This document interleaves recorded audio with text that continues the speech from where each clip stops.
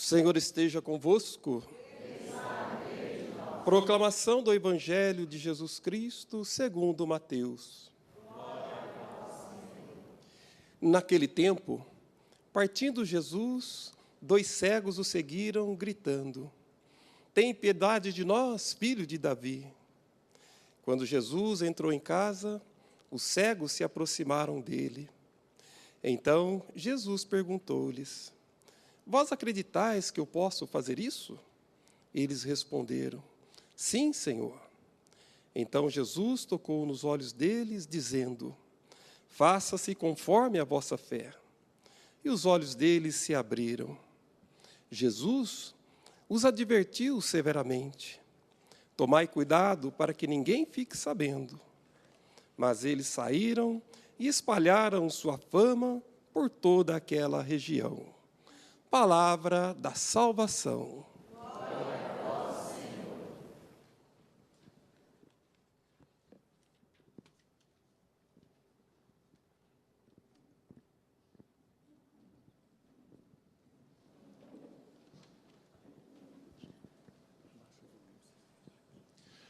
Prezados irmãos e irmãs, telespectadores da Rede Século XXI, queridos irmãos e irmãs aqui presentes nesta noite. Hoje, dentro do tempo do Advento, nós celebramos como igreja também a memória de Santo Ambrósio, arcebispo de Milão, um santo que viveu no século IV, naquele finalzinho do Império Romano, portanto, um pouco distante de nós, mas uma época muito parecida com a nossa.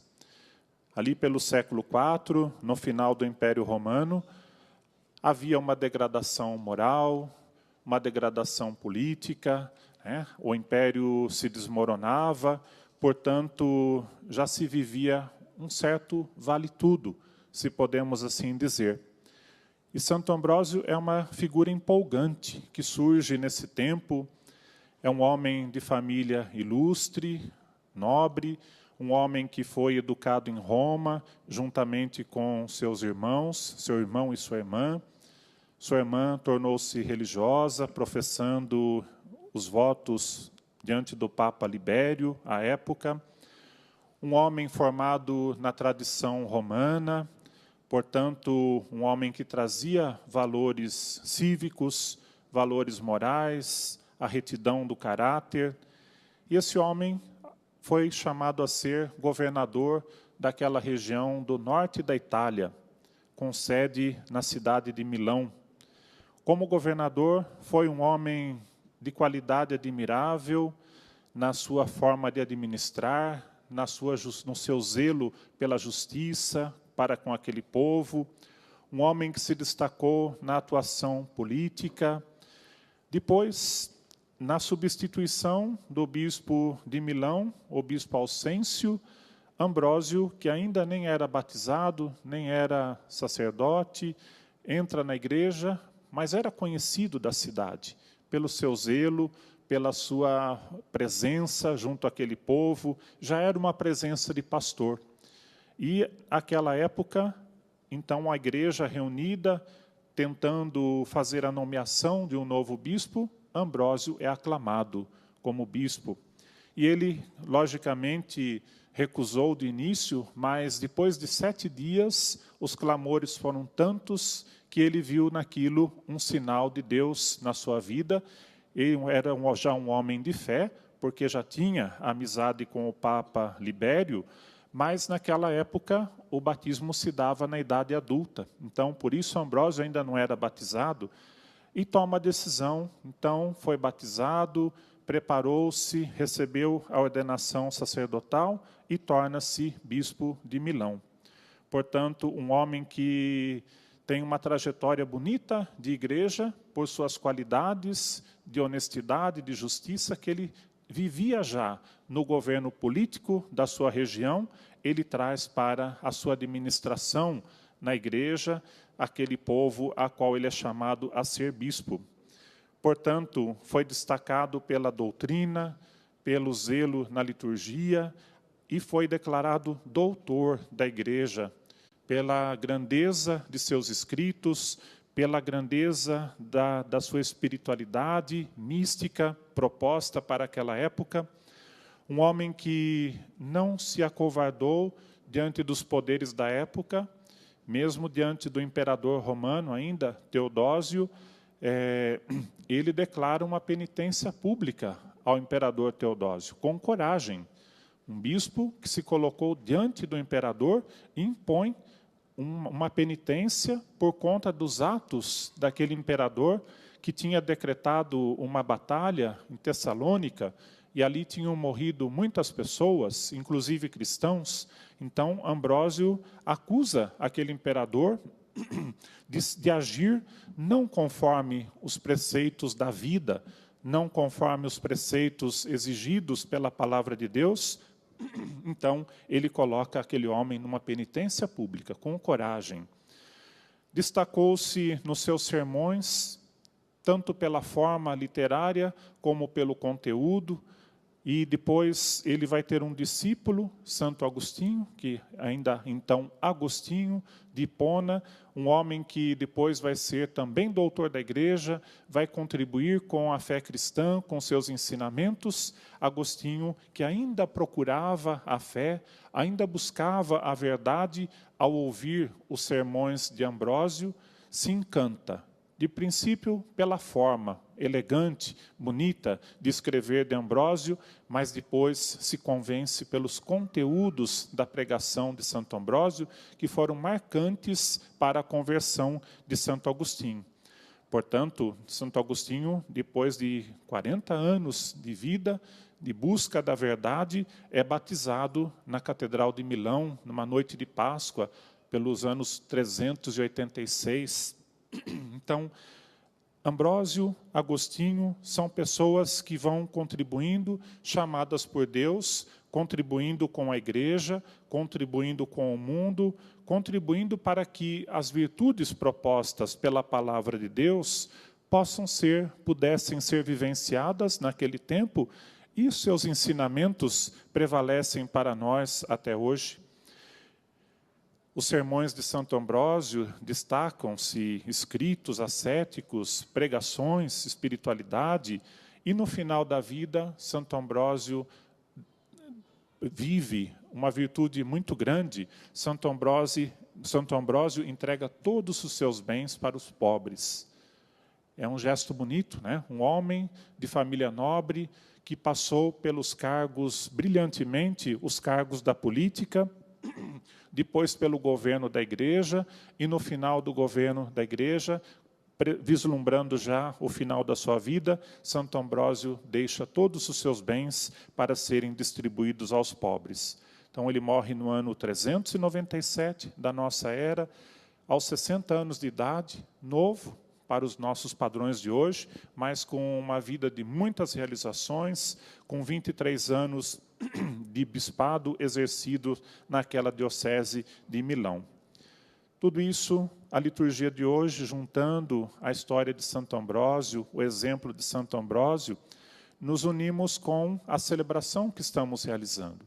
Estamos dentro do tempo do Advento. A oração inicial desta noite nos pedia que nós pedimos que Deus suscite outros tantos homens e mulheres, assim como Ambrósio, assim como tantos santos, possam reconhecer a grandeza de Deus, possam testemunhar os valores que nos vêm da palavra, transmitidos pela igreja. E a liturgia da palavra de hoje, na primeira leitura, então nos fala, né? Deus é aquele que vai fazer com que os surdos possam escutar, fazer com que os cegos possam ver, né? Fazer com que os humildes encontrem um novo tempo diante de Deus. Essa é a promessa que nos vem desde o Antigo Testamento. Estamos celebrando o tempo de Advento. Estamos concluindo a primeira semana do tempo do Advento. Então, nesse tempo do Advento, mais uma vez, somos chamados a celebrar a vinda do Senhor. Ele já veio uma primeira vez no meio de nós. A liturgia da igreja diz assim, que ele veio revestido a primeira vez da nossa fragilidade. mas voltará uma segunda vez, revestido não mais de fragilidade, mas de poder e glória, para concluir a obra da criação, para concluir a obra de Deus. Então, o tempo do advento é tempo de refletir a primeira vinda. Ele já veio, ele já se fez presente no meio de nós. Significa isso que o reino de Deus já começou, porque o próprio Jesus é o reino de Deus presente no meio de nós. Mas o reino de Deus precisa ser totalmente implantado, precisa ser totalmente instaurado, e cabe agora aos homens e mulheres de boa vontade, como rezamos no início desta celebração, que possam assumir o desejo de Deus, o sonho de Deus, de uma humanidade nova, uma humanidade que viva a justiça. Justiça no sentido bíblico, que significa santidade, que nós possamos abraçar a justiça no sentido bíblico, a santidade de Deus acolhida em nós, possa ser testemunhada, possa ser transmitida, possa ser repartida e esparramada. É isso que somos chamados nesse tempo do advento, de uma forma bonita, olhar para a grandeza de Deus, que sendo poderoso, infinito, majestoso, Deus se dignou entrar na trajetória humana, se dignou entrar na nossa humanidade. Portanto, Deus que olha o céu, a terra, as suas criaturas com um olhar divino, a certa altura quis olhar o céu, a terra, as criaturas com o mesmo olhar nosso. Do mesmo jeito que nós enxergamos, Deus fez essa experiência. Deus então enxergava com olhos divinos, mas encarnando-se na natureza humana, na nossa humanidade, ele também experimentou o que é ser humano, como é ser humano, como é olhar para as outras pessoas do jeito que nós olhamos, e Deus nos olha com muito amor. E veio nos ensinar, entrando na nossa história, veio nos ensinar que a humanidade precisa ter um novo olhar. Os homens e as mulheres precisam olhar em si de uma forma nova, uma forma revestida do amor, uma forma revestida da grandeza que vem de Deus, olhar para todos, olharmos uns aos outros, todos com o mesmo respeito com que o Criador olhou para cada um de nós. Essa é a chamada do tempo do advento, porque a experiência do Natal foi isso. Deus entrou na nossa fragilidade. É um mistério contemplado desde muitos séculos por São Francisco de Assis. Quando São Francisco inaugura os presépios, o presépio, ele não estava inaugurando uma cena, não estava ali dizendo para nós apenas como hoje, muitas vezes o presépio pode ser um objeto de enfeite da nossa casa, mas São Francisco contemplava nas imagens do presépio a grandeza de Deus, que grande, infinito, poderoso, se fez pobre, se fez pequeno, entrou na nossa humanidade, nasceu no escondimento daquela noite, nasceu de noite, nem de dia, nem ao clarão do sol ele nasceu, mas nasceu no escondimento de uma noite, no interior do país, junto à população mais pobre, junto aos pastores, junto àqueles que vagavam pelos campos naquela noite. Essa é a contemplação que o presépio nos convida a fazer.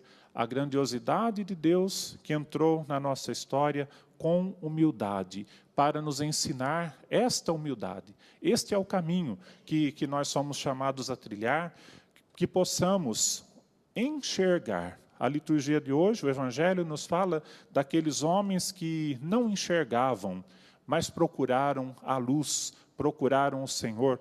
O Salmo de hoje nos diz, o Senhor é luz e salvação.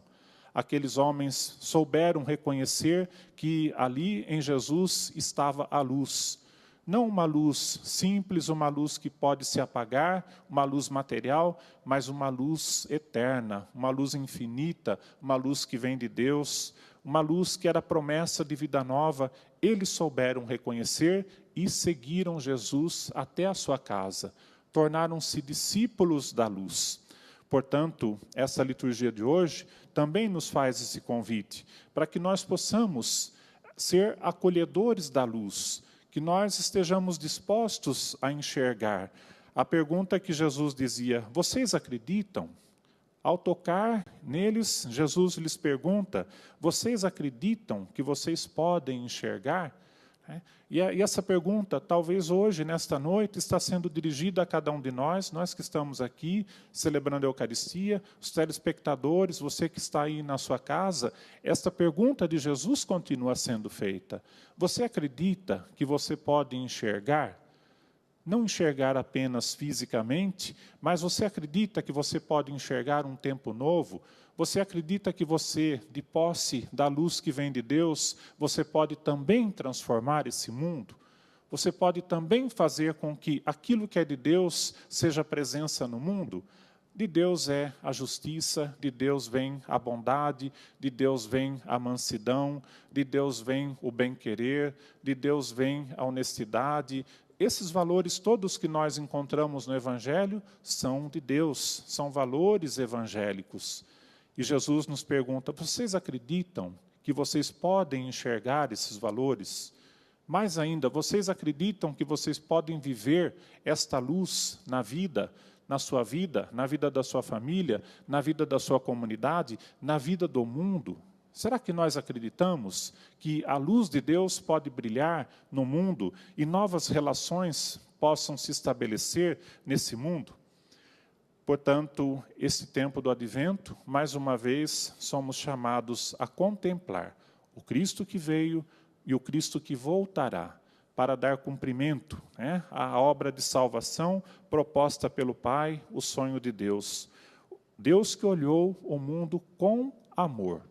O Cristo que trouxe para nós o olhar de Deus. A olhar para aqueles homens cegos, era o olhar de Deus que ali se fazia presente. A olhar para as pessoas do seu tempo, era o olhar de Deus que ali se fazia presente.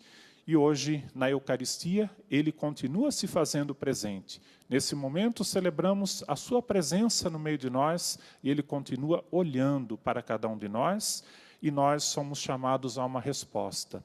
A resposta nossa é: queremos, Senhor, enxergar a vossa luz, queremos ser seus discípulos. Ser católico até que não é muito difícil, Ser cristão, mas ser discípulo de Jesus não é tão simples. Ser discípulo de Jesus implica fazer tudo o que o Mestre fez, implica trazer para a nossa vida, para o nosso dia, para as nossas coisas, tudo aquilo que Jesus fez. Aí a coisa se torna mais difícil, mas não impossível, porque pela fé, pela esperança, pela confiança que temos em Deus, que caminha conosco, continua caminhando conosco, é possível enxergar o mundo de outra forma, é possível que vivamos tudo aquilo que foi o sonho de Deus para a humanidade. Que Maria, a mãe de Jesus, aquela que foi a primeira discípula, aquela que primeiro recebeu o Cristo no seu ventre, aquela que primeiro deu o Cristo ao mundo, que ela nos ajude, que ela nos ensine a sermos também nós discípulos. Que assim seja. Amém.